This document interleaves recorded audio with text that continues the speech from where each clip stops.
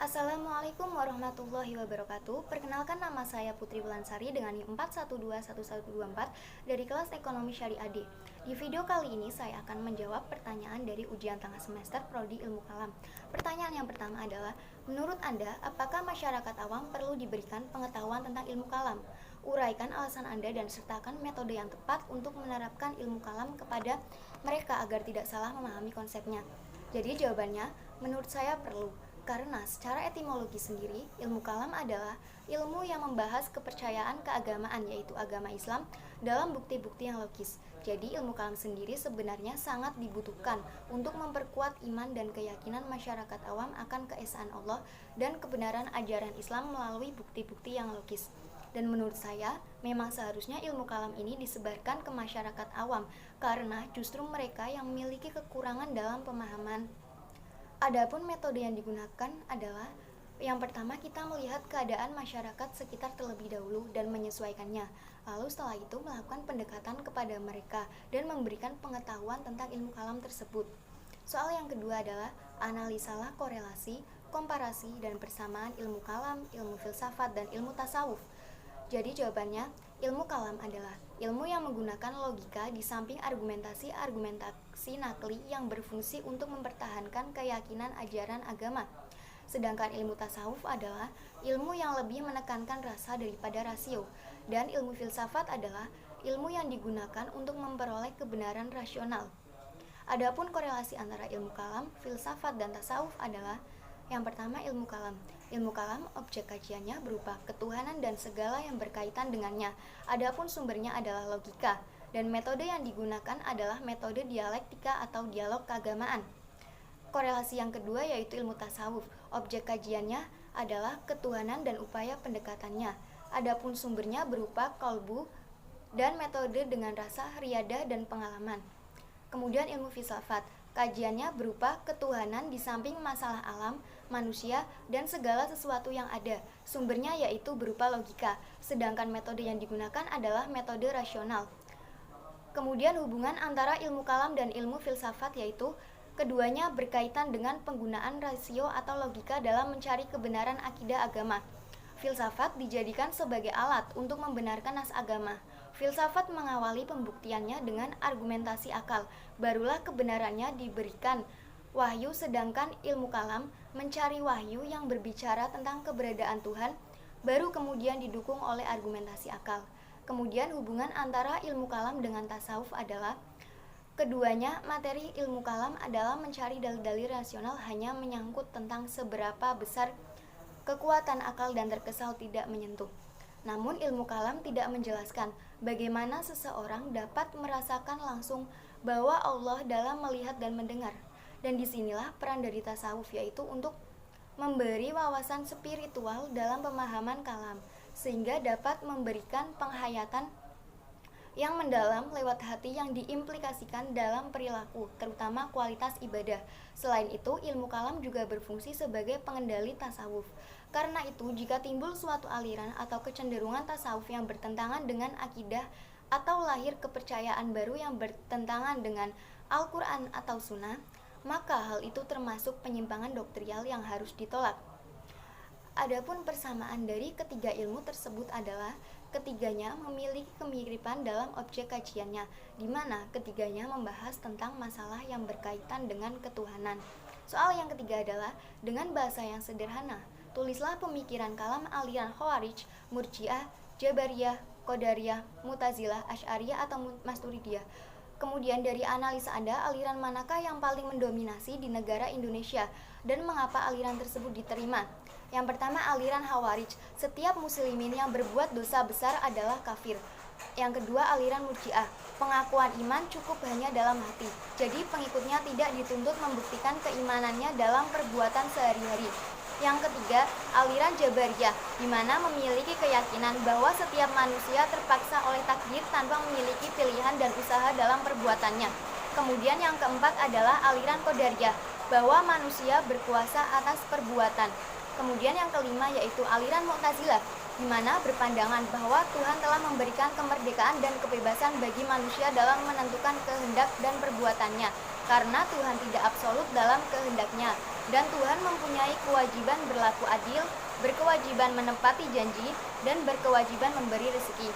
Aliran berikutnya yaitu Asy'ariyah dan Maturidiyah, di mana keduanya mengedepankan akal di atas tekstual ayat dalam memahami Al-Quran dan hadis. Sedangkan yang mendominasi di Indonesia adalah aliran Asy'ariyah, karena aliran ini mendapat banyak simpati dan dukungan dari masyarakat, dan juga karena ajaran-ajarannya yang lebih moderat dan tradisional. Soal yang keempat adalah, dengan banyaknya aliran kalam dan pemikiran keislaman, maka terjadi perbedaan. Analisalah perbandingan aliran kalam mengenai pelaku dosa besar, iman dan kufur, perbuatan Tuhan dan manusia, sifat-sifat Tuhan, dan keadilan Tuhan. Yang pertama, perbandingan antara aliran tentang pelaku dosa besar. Yang pertama berdasarkan aliran Khawarij. Khawarij mempunyai banyak subsekte, yaitu Azarikoh, Najdah, Al-Muhamhimat, An-Najdat, dan As-Sufriyah. Semua pelaku dosa besar menurut subsekte Khawarij kecuali Najdah adalah kafir dan akan disiksa di neraka selamanya. Menurut aliran Khawarij, pelaku dosa besar tidak lagi disebut mukmin dan tidak disebut kafir. Kemudian yang kedua yaitu aliran Murji'ah. Murji'ah terbagi atas dua subsekte, yaitu yang pertama Murji'ah ekstrim. Mereka berpendapat bahwa pelaku dosa besar tidak akan disiksa di neraka. Kemudian yang kedua yaitu Murji'ah moderat, di mana mereka berpendapat bahwa pelaku dosa besar tidaklah menjadi kafir, meskipun mereka disiksa di neraka, ia tidak kekal di dalamnya. Yang ketiga berdasarkan aliran Mu'tazilah. Menurut pendapat Mu'tazilah, setiap pelaku dosa besar, mereka berada di posisi tengah antara mukmin dan kafir. Jika pelakunya meninggal dunia dan belum sempat bertaubat, maka ia akan dimasukkan ke dalam neraka selama-lamanya. Kemudian menurut aliran Asy'ariyah, Al-Asriyah sebagai wakil ahlu sunnah tidak mengkafirkan orang-orang yang sujud ke Baitullah walaupun melakukan dosa besar seperti berzina dan mencuri. Kemudian yang ketiga menurut aliran Maturidiyah. Aliran Maturidiyah baik Samarkan dan Bukhara sepakat menyatakan bahwa pelaku dosa besar masih tetap mukmin karena adanya keimanan dalam dirinya. Kemudian yang kedua yaitu perbandingan antara aliran tentang iman dan kufur. Yang pertama berdasarkan aliran Khawarij. Iman dalam pandangan Khawarij tidak semata-mata percaya kepada Allah. Mengerjakan segala kewajiban perintah agama juga merupakan bagian dari keimanan. Semua perbuatan yang berbau religius, termasuk di dalamnya masalah kekuasaan adalah bagian dari keimanan. Dengan demikian, siapapun yang menyatakan dirinya iman kepada Allah dan bahwa Muhammad adalah Rasul-Nya, tetapi tidak melaksanakan kewajiban agama dan malah melakukan perbuatan dosa, maka ia dipandang kafir. Yang kedua yaitu aliran Murji'ah. Untuk Murji'ah yang ekstrim, mereka berpandangan bahwa keimanan terletak di dalam kolbu. Adapun ucapan dan perbuatan tidak selamanya menggambarkan apa yang ada di dalam kolbu. Untuk Murji'ah moderat, mereka berpendapat bahwa pelaku dosa besar tidaklah menjadi kafir. Meskipun disiksa di neraka, ia tidak kekal di dalamnya, bergantung pada dosa yang dilakukannya. Yang ketiga berdasarkan aliran Mu'tazilah. Seluruh pemikir Mu'tazilah sepakat bahwa amal perbuatan merupakan salah satu unsur terpenting dalam konsep iman. Bahkan hampir mengidentikannya dengan iman. Ini mudah dimengerti karena konsep mereka tentang amal sebagai bagian penting keimanan memiliki keterkaitan langsung dengan masalah, janji, dan ancaman yang merupakan salah satu dari Pancasila, Mu'tazilah. Kemudian yang keempat berdasarkan aliran Asy'ariyah. Al-Asy'ari berkata, iman adalah membenarkan dalam kolbu, sedangkan mengatakan dengan lisan dan melakukan berbagai kewajiban utama hanyalah merupakan cabang-cabang iman. Oleh sebab itu, siapapun yang memberikan keesaan Tuhan dengan kolbunya dan juga membenarkan utusannya beserta apa yang mereka bawa darinya, iman yang semacam itu merupakan iman yang sahih, dan keimanan seorang tidak akan hilang kecuali jika ia mengingkarinya salah satu dari hal-hal tersebut. Yang kelima berdasarkan aliran Maturidiyah.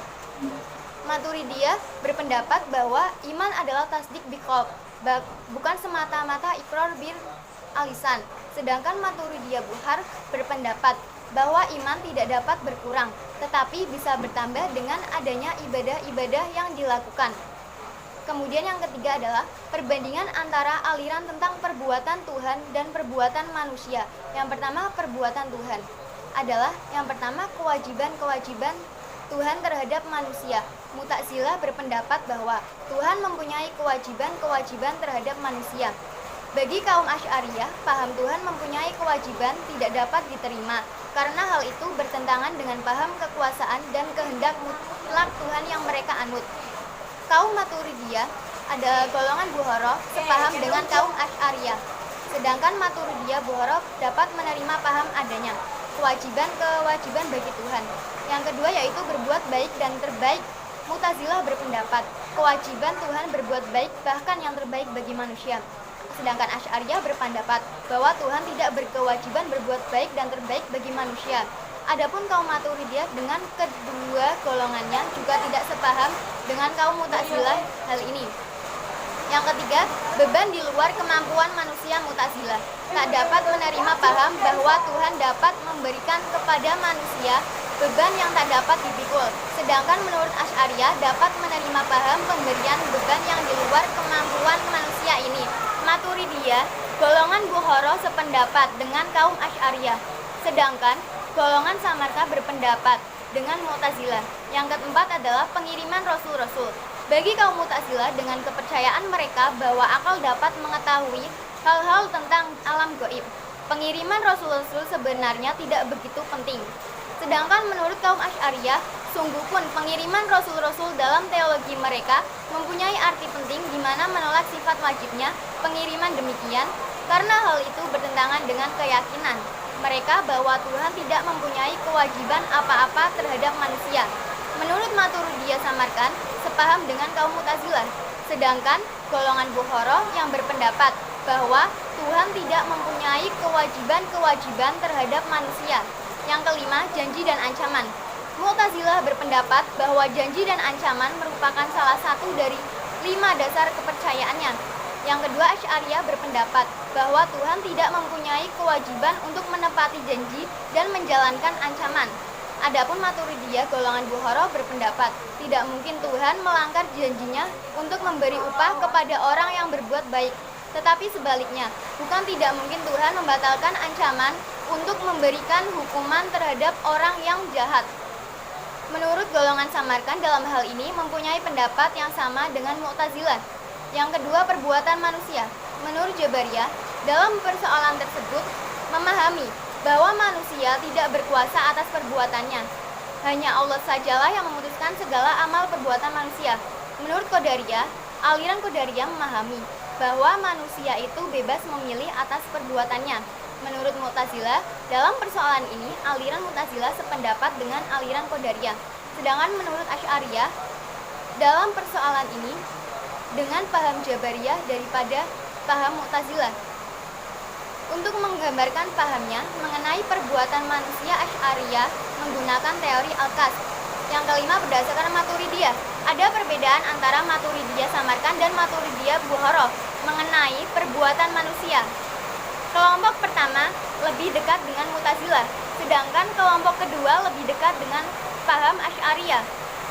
Yang keempat, perbandingan antar aliran tentang sifat-sifat Tuhan. Yang pertama yaitu berdasarkan aliran Mu'tazilah.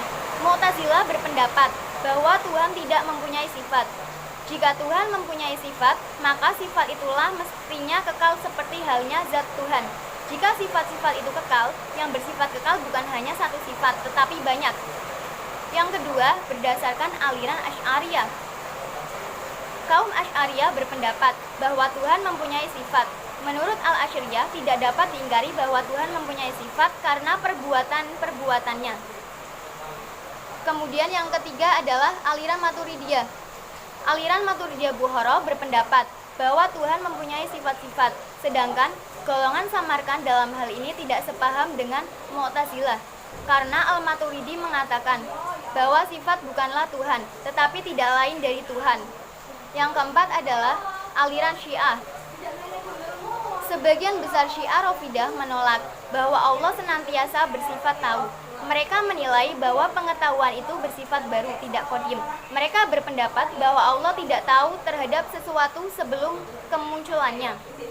Yang kelima, perbandingan antara aliran tentang kehendak mutlak dan keadilan Tuhan. Kehendak mutlak Tuhan. Yang pertama berdasarkan Mu'tazilah. Mu'tazilah berpendapat bahwa kekuasaan Tuhan sebenarnya tidak bersifat mutlak lagi. Seperti terkandung dalam uraian Nazir, kekuasaan mutlak Tuhan telah dibatasi oleh kebebasan yang menurut paham Mu'tazilah yang telah diberikan kepada manusia dalam menentukan kemauan dan perbuatan. Yang kedua, menurut Asy'ariyah, bagi kaum Asy'ariyah, Tuhan berkuasa dan berkehendak mutlak.